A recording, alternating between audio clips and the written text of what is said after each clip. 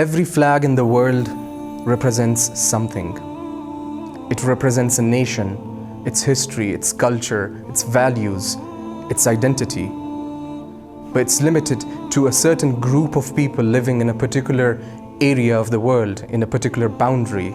The flag of Abbas isn't limited to any geographical boundaries.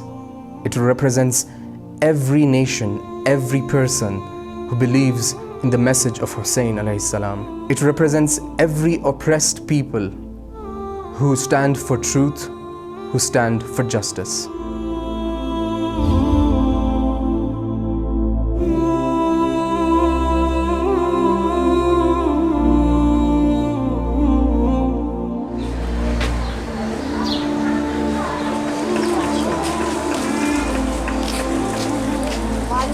ये जो मोहल्ला है ना, ये सैदपुरी गेट कहलाता है, वारिस खान।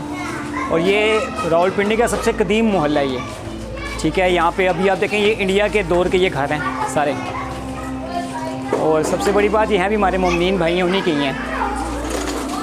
और यहाँ पर भी 9 मुहर्रम को न्याज भी होती है बाकायदा, इस घर में बाकायदा 9 मुहर्रम को।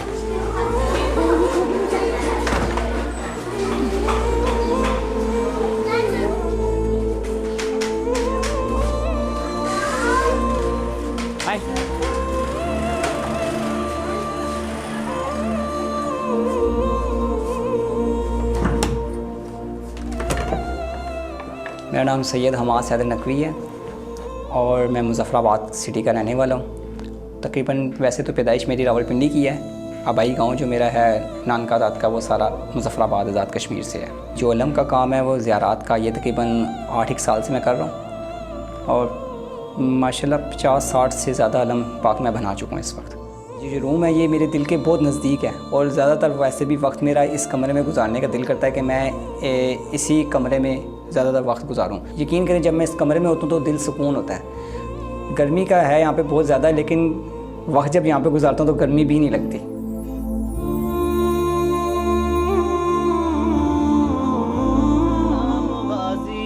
सलाम गाजी वफा का तू है इमाम गाजी, जगह जगह है अलम गवाही, दिलों पे है तेरी बादशाही, तेरे अलम का है हम पे साया।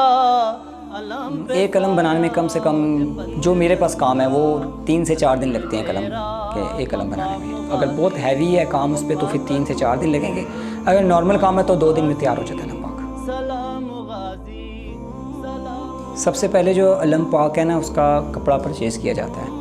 उसके लिए फिर हमें एक बांस की ज़रूरत पड़ती है जिसको छड़ कहते हैं। छड़ हमारी अगर 32 फीट की छड़ है तो उसके लिए छड़ के मुताबिक ही हमें कपड़ा, उतना ही गज़ कपड़ा लेना पड़ता है। अगर फीट के हिसाब से छड़ है तो गज़ के हिसाब से कपड़ा लेना पड़ेगा। जैसे 32 के अगर छड़ है तो 32 गज़ जो है कपड़ा होगा।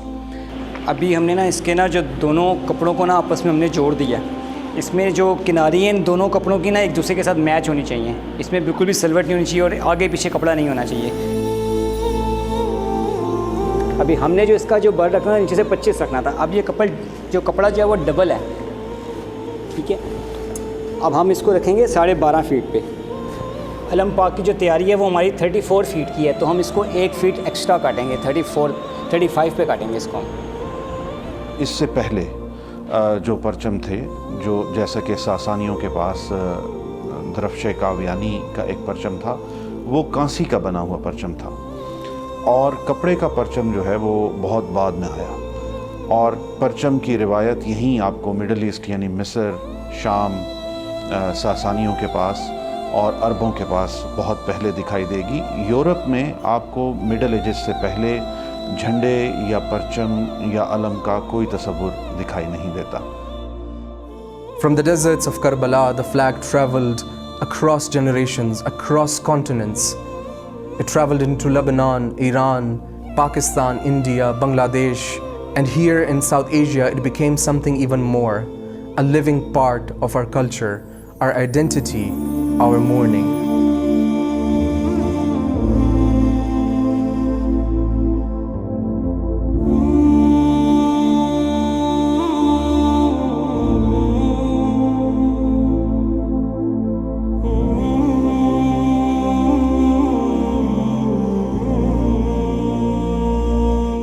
अब ये मैंने इसके ऊपर ना कपड़ा बिछा दिया मशीन के ऊपर, और इस पर चिपकने वाली जो शीट होती है ना वो ये होती है, ये जो प्रेस के ज़रिए इसको वर्ड्स को चिपकाती है कि दूसरे कपड़े पे।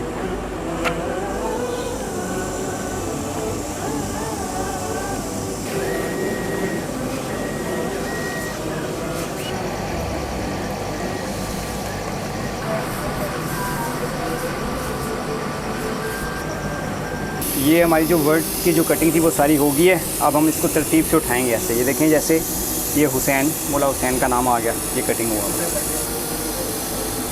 ये इसका या है, ये इमाम ज़ैनुल आबिदीन का नाम है, ये मौला हसन बादशाह का नाम है, ये मौला अली का नाम है, ये अल्लाह का नाम है। ये अब वो जो हमने कटिंग किया था उस कटिंग के जो वर्ड्स हैं वो अब हम इसके ऊपर रखेंगे। या हुसैन अभी हमने इस पे लिखना है, या हुसैन, ठीक है। वो या हुसैन अभी हम इस पर पेस्ट कर देंगे अब। अच्छा, जब ये हम बिछा रहे होंगे तो इसमें हमने ये ध्यान रखना है कि वेलवेट का जो रुख है ना वो भी हमने मैच करना है, क्योंकि अगर हम रुख आगे पीछे करेंगे तो कलर मिस मैच हो जाएगा इसका।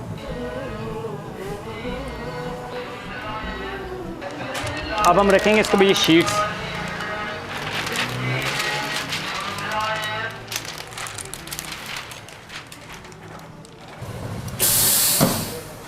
प्रेस इसके ऊपर लगी है। अब ये जब प्रेस उठाएंगे तो ये इसके साथ चिपका हुआ होगा।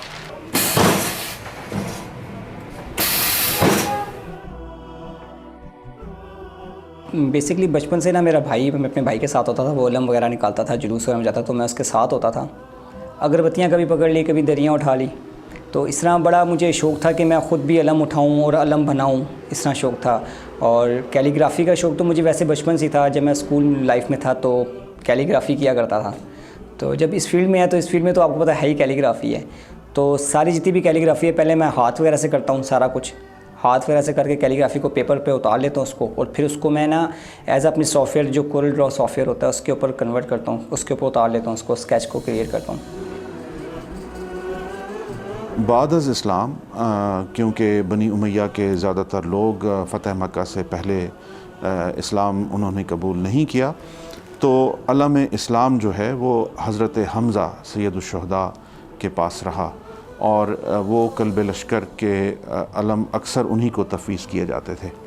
उसके बाद की जितनी भी जंगें हैं, चाहे वो खैबर हो, हुनैन हो, उसमें हम देखते हैं कि लश्कर का मरकज़ी अलम वो अमीरुल मोमिनीन हज़रत अली करमल्लाहु वजहुल करीम के दस्ते मुबारक में रहा।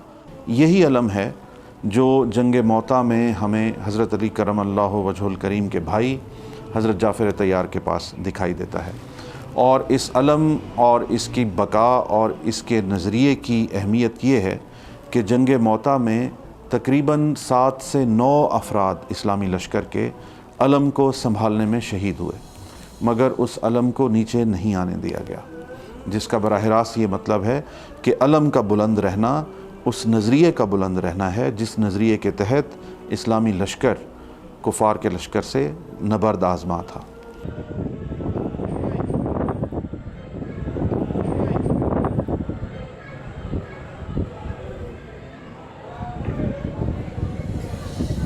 जैसे कि आपको हमने बताया था कि कोरल पे पूरी फाइल जाती है, फिर वो लेज़र मशीन पे जाती है, तो वो लेज़र मशीन के बाद का जो प्रोसेस है वो ये कटिंग होके आता है। अब जो ये डिज़ाइन हमने कटिंग किया हुआ था ना, वो डिज़ाइन जितना भी है इसको हम इस अलम के ऊपर पेस्ट करेंगे पिनअप के ज़रिए। और फिर जैसे कि आप ये देख रहे हैं, ये साइडों से सिलाई हुआ है, ये वाला वर्ड, ये भी पहले पिनअप होके सिलाई हुआ है, ठीक है। फिर साथ ही पिनअप इसकी पिनें उतार ली गई हैं। इसी तरह ये वर्ड भी है, ये भी पिनअप हो रहा है, और इसके बाद मशीन पे जाएगा ये, और सिलाई होकर फिर इसकी पिन उतर जाएंगी।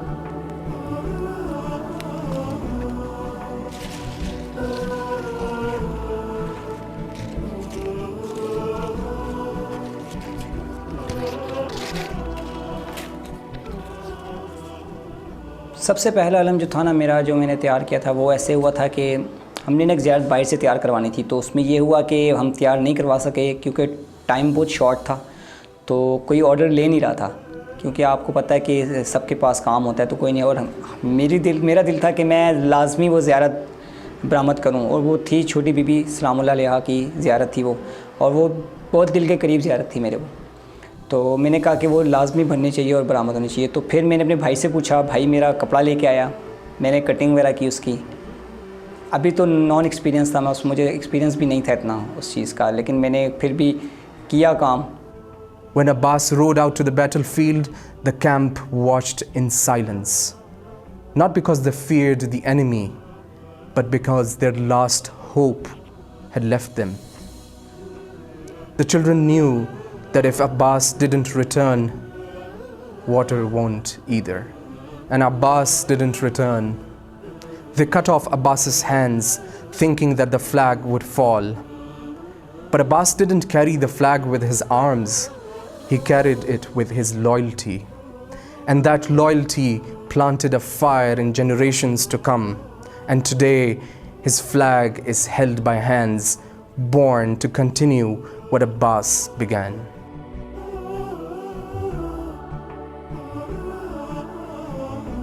हम रिवायात में देखते हैं कि जब हज़रत अब्बास अलैहिस्सलाम इमाम हुसैन के इरशाद के मुताबिक बच्चों के लिए दरिया फ़रात की एक शाख से पानी लेने के लिए गए, तो तब भी लश्कर हुसैनी का अलम उनके पास मौजूद था। और जब अशकिया के हमलों से उनकी शहादत वाक़ई हुई, तो इमाम हुसैन अलैहिस्सलाम जो अशिया वापस लाए, उनमें सबसे नुमायाँ हज़रत अब्बास का अलम था। और ये हज़रत अब्बास का अलम ही था जिसके बारे में ये रिवायत है कि उस अलम को जब आते हुए ख़याम में अहले बैत की मुख़द्दरात ने देखा, तो वहाँ पर हज़रत अब्बास की शहादत का बैन हुआ। और ये एक तरह से ऐलान था कि लश्कर हुसैनी के अलमदार शहीद हो गए।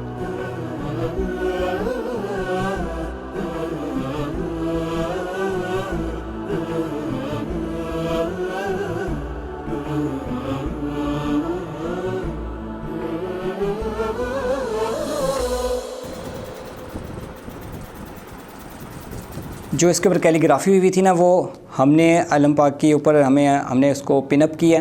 पिनअप करने के बाद अब हम इसकी सिलाई कर रहे हैं, ठीक है। और जहाँ जहाँ से सिलाई होती जाएगी वहाँ से हम इसकी जो पिन्स वगैरह हैं वो उसको हम रिमूव करते जाएंगे साथ साथ और सिलाई करते जाएंगे।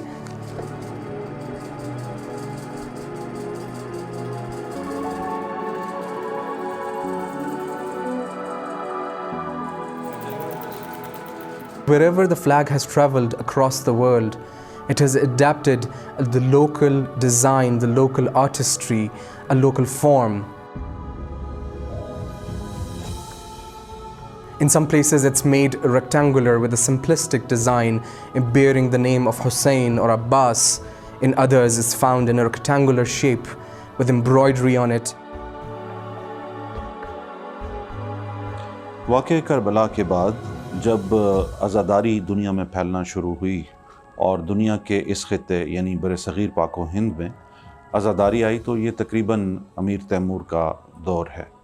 और यहाँ पर फिर ये ज़रूरत महसूस की गई कि क्योंकि आइम्मा अहले बैत के मज़ारात यहाँ पर लोगों की निगाहों के सामने मौजूद नहीं थे, तो ज़हनी जुड़त पैदा करने के लिए, वाबस्तगी पैदा करने के लिए शबीह मज़ार ताज़िया के तौर पर यहाँ मुतारिफ़ कराई गई। और उसके साथ साथ हज़रत अब्बास की शबीह के तौर पर अलम को मुतारिफ़ कराया गया, क्योंकि यहाँ पर मौजूद जो परचम थे वो तिकोन की शक्ल में थे। तो यहाँ पर उसी आमेज़श के तहत जब मुख्तलिफ़ कल्चर आपस में हम आमेज़ हुए, तो अलम ने तिकोनी शक्ल इख्तियार कर ली। जो ये तिकोन अलम है ना, ये तो मैं अपने बचपन से देखता हुआ आ रहा हूँ, जब से मैंने होश संभाली तब से देखता हुआ आ रहा हूँ। और सारे जितने भी बड़े हैं वो यही कहते हैं कि अंजुमन दुआए ज़हरा इस्लामाबाद वाले जो हैं G6 वाले, उन्होंने सबसे पहले ये 3 कोना अलम जो है वो बरामद करना शुरू किया। और फिर काफ़ी लोगों ने उनसे रजू भी किया इस मामले में कि हम तिकोन अलम बनवाना चाहते हैं, हमें बनवा के दें। और एक हमारे बड़े उस्ताद हैं, हमारे भट्ट साहब जो हैं, मोहम्मद अली भट्ट साहब, उनके पास माशाल्लाह बहुत हुनर है, वो भी बनाते हैं अलम पाक। और सबसे पहले 3 कोना अलम उन्होंने, उनकी माशाल्लाह चौथी जो नस्ल है वो ये काम कर रही है, चौथी पीढ़ी उनकी माशाल्लाह।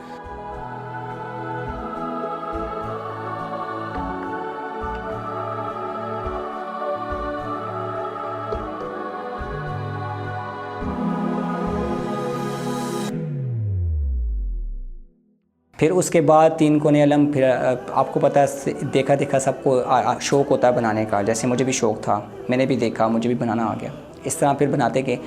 और उससे पहले जो है वो जैसे कराची में निकलते हैं सिंगल परचम निकलते हैं, वो चीज़ थी। और दुपट्टों वाले अलम हुआ करते थे। दुपट्टे वाले अलम तो आपको पता है वो है भी काफ़ी हिस्ट्रिकल अलम है काफ़ी, क्योंकि हमारे वो लखनऊ से जब ये आज़ादारी आपको पता सारी आई है यहाँ पे, तो वो वहाँ से वो अलम दुपट्टों वाले आए थे, जिसके ऊपर लकड़ी का कमान बनाकर, तीर लगाकर, पंजा फैंसी जैसा इंडियन स्टाइल पंजा होता है वो लगाकर, दुपट्टों से बड़ा उसको तैयार करके, फूलों की चादरें होती थी, ओरिजिनल जेन्युइन फूल लगा के उस पर वो बरामद किया करते थे। तो वो भी बड़े अच्छे खूबसूरत हैं। अब तो उसमें भी काफ़ी जदीद टेक्नोलॉजी वगैरह आ गई हैं उस कलम में भी। अभी हमारे एक यहाँ पे आशिक हुसैन इमाम बारगाह से कलम निकलता है उसी तर्ज का। हर बंदे की कोशिश होती है कि वो आज़ादारी में जितना अच्छे से अच्छा कर सके वो करे। करबला में ये अलम जो इस्लामी नज़रिए का तर्जुमान अलम था और अलामत था रसूलुल्लाह के लाए हुए दीन और उस पर कारबंद रहने के नज़रिए की, और उस पर कारबंद रहने की सूरत में हर तरह की आजमाइश से गुज़र जाने के नज़रिए की अलामत था, वो अलम हज़रत अब्बास को अता किया गया। और इस खूबी से अता किया गया कि उसके बाद से ये अलम हमेशा अलम अब्बास ही कहलाता है। मगर इसके साथ साथ इस छोटी सी जमात जिसकी तादाद 70 से 80 अफराद पर मुश्तमिल थी, इसके 3 हिस्से बनाए गए। और मेमना का जो अलम था वो मेमना का अलम हज़रत हबीब इब्न मज़ाहिर को अता किया गया, मैसरा का अलम हज़रत ज़ुहैर इब्न कैन के पास था, और मरकज़ी कल्ब लश्कर का जो अलम था वो हज़रत अब्बास के पास था।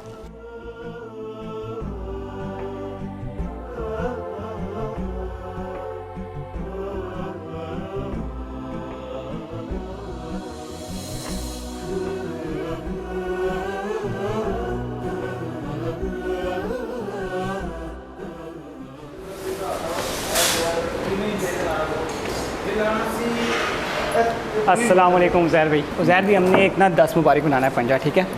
उसमें आपकी रहनुमाई चाहिए, थोड़ा डिज़ाइन वगैरह आपने करना है नया। 36 इंच का 20 इंच बाई 36 इंच। ठीक हो गया, वो 2 किया। और ये 20 इंच का 36 ना करें ना, इसको छोटा करें आप, ये बहुत बड़ा हो जाएगा। अब बिल्कुल ये आ गया परफेक्ट, ठीक है, सही है साइज़, ये ओके है। चलें ओके हो गई है, ठीक है, चलें अब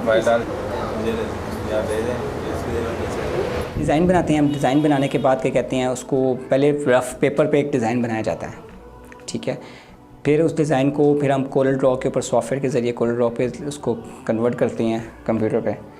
फिर उस कलम का साइज़ देते हैं कोरल पे कि 28 फुट का है, 30 फुट का है, जो भी है वो साइज़ दे के उस साइज़ में फिर उस वर्डिंग को जो हम पिक्चर उठाते हैं उसको फिर हम उसके अंदर स्केच के अंदर ऐड करते हैं और देखते हैं कि कौन सी पोजीशन किस डिज़ाइन के लिए परफेक्ट है, वहाँ पे लगा के फिर उसके बाद हमारा इसका जो प्रोसेस है वो स्टार्ट हो जाता है अलम पाक का। अलम ने यहाँ मकामी रंगों से भी इस्तेफ़ादा किया, यानी यहाँ पर गेरवे रंग का परचम पहले राइज था, तो सुर्ख रंग का अलम, गेरवे रंग का अलम, सब्ज़ रंग का अलम और मुख्तलिफ़ किस्म के नक्शो निगार, जिस पर अलम की बाहर की कोनों पर नक्शो निगारी और किनारी वग़ैरह का भी इस्तेमाल किया गया, सुनहरी बॉर्डर का इस्तेमाल किया गया, जिससे अलम को खूबसूरत और मुज़य्यन किया गया।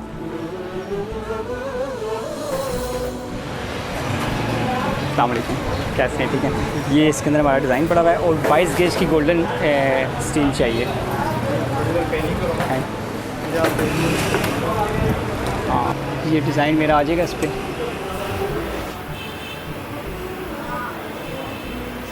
The flag of Abbas is not just a symbol, it's a message. It's a representation of Abbas's loyalty and his courage. And in some places it's found with a panja on its top, the 5 fingers representing the Ahlul Bayt.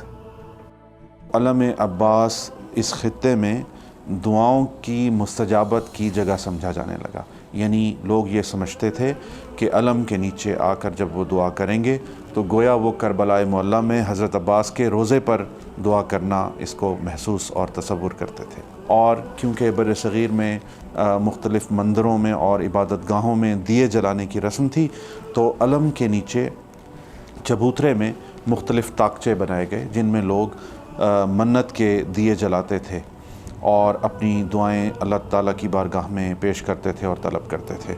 जो ज़ियारत है जनाब सकीना बिनतुल हुसैन की, जिस पे top पे ना बालियाँ लगी हुई हैं, उस ज़ियारत का ये है कि वो जब मैं ज़ियारत तैयार कर रहा था तो अब वो कहते हैं जो रोंगटे खड़े हो जाना, वो खड़े हो गए थे और आंखों में आंसू। पूरी रात जब मैं वो ज़ियारत तैयार करता तो आंखों में आंसू थे।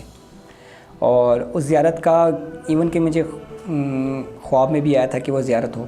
भाई वगैरह उनको कॉल वगैरह की, उनके छड़ वगैरह का बंदोबस्त किया और मुझे उन्होंने कहा कि आप आ जाओ, छड़ मिल गई है, आपने वो ज़ियारत बरामद करनी है हर हाल में। और वो रोने लगे मेरे आगे। मुझे कहते हैं कि शाह जी आपने जब से मुझे कहा ना कि वो ज़ियारत बरामद नहीं होगी तो तब से मेरी आंखों से आंसू रुक ही नहीं रहे। और उस वक्त यकीन करें जब उनका वहाँ पे वो हाल था और मेरा यहाँ पे भी यही हाल था कि मैं वो ज़ियारत कल बरामद नहीं कर पा रहा।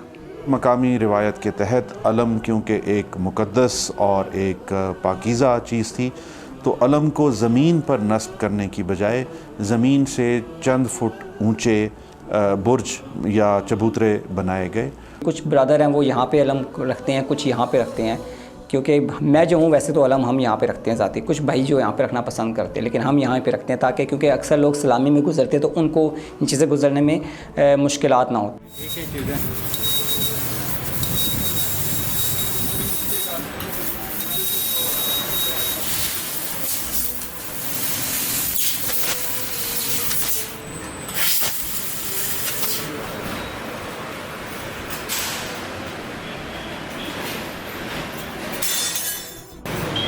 इसका ये रिज़ल्ट आया, ये देखें सामने आपके है।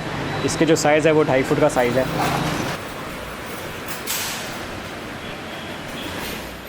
इससे पहले अगर आप अरब और मशरक़ वस्ता की रिवायत में देखें तो अलम के सर पर कोई कलस हमें दिखाई नहीं देता, लेकिन अगर आप सासानी और ईरानी रिवायत देखें तो दरफ्शे कावियानी और जो ईरानी और सासानी परचम हैं उन पर आपको चांदी के कलस की रिवायत मिलती है। ये रिवायत जब बर-ए-सग़ीर पाक व हिंद में आई तो हज़रत अब्बास के कलम शुदा बाजुओं की अलामत के तौर पर अलम के ऊपर एक पंजा जो है वो नस्ब किया गया और उससे निस्बत दी गई हज़रत अब्बास के उन बाजुओं के साथ जो हज़रत इमाम हुसैन से वफ़ा करते हुए और दीन की सरबुलंदी और उसकी हिफाजत करते हुए कलम हो गए थे। In every neighborhood, the flag of Abbas is hoisted on rooftops. So from afar you can tell which houses do the lovers of Ahlul Bayt, the lovers of Hussein and the lovers of Abbas live in. It says that this house remembers Abbas, this house remembers loyalty, this house stands with Karbala.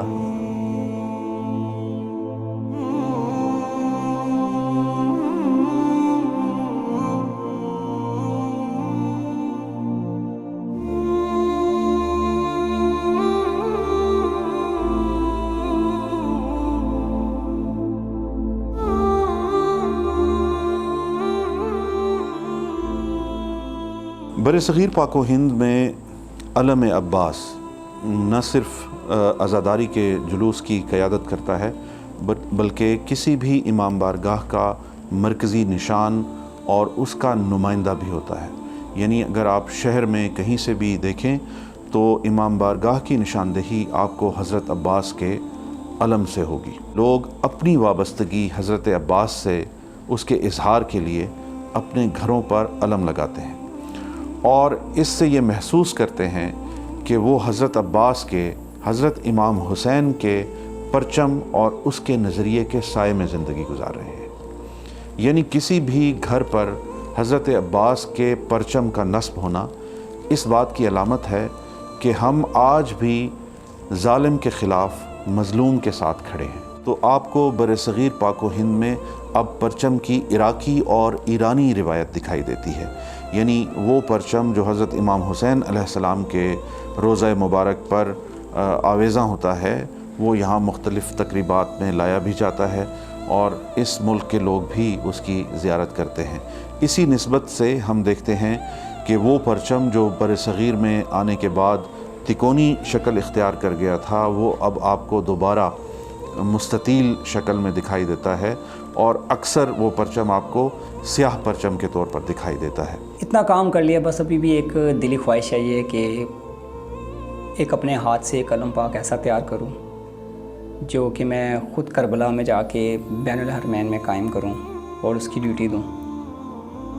बाकी तो अलम तो यहाँ पे तैयार होते रहते हैं, मेरे हाथ की ज़ियारात जो हैं वो करबला भी गई हुई हैं, ऐसा नहीं है, लेकिन ख्वाहिश यही है कि मैं ख़ुद अपने हाथ से एक ज़ियारत तैयार करूं और जाके वहाँ पे कायम करूं और ड्यूटी दूं, और बस उस ड्यूटी को देता रहूं और कोई मुझे तंग ना करे बस वहाँ पर, और हमाइल में रहूं और पूरी ज़ियारत की पूरी ड्यूटी बस मैं ही करूं।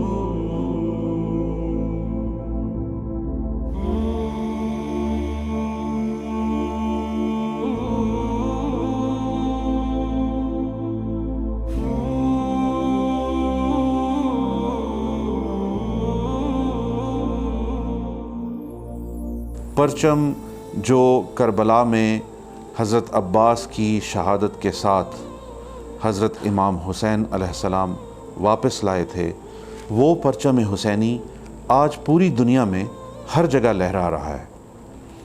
ये हुसैन के नज़रिए की और हुसैन के अलमदार की फ़तेह की सबसे बड़ी अलामत है। It's a reminder of a message that when truth is on your side, you never let go, even if it costs you everything. So when you see the flag of Abbas, don't just see a symbol on a pole. See the hands that never let it fall. See the tears of Zainab. See the strength of Hussein. And remember, as long as this flag is raised, the message of Karbala lives on. Because truth doesn't die, loyalty doesn't die, and Abbas lives on.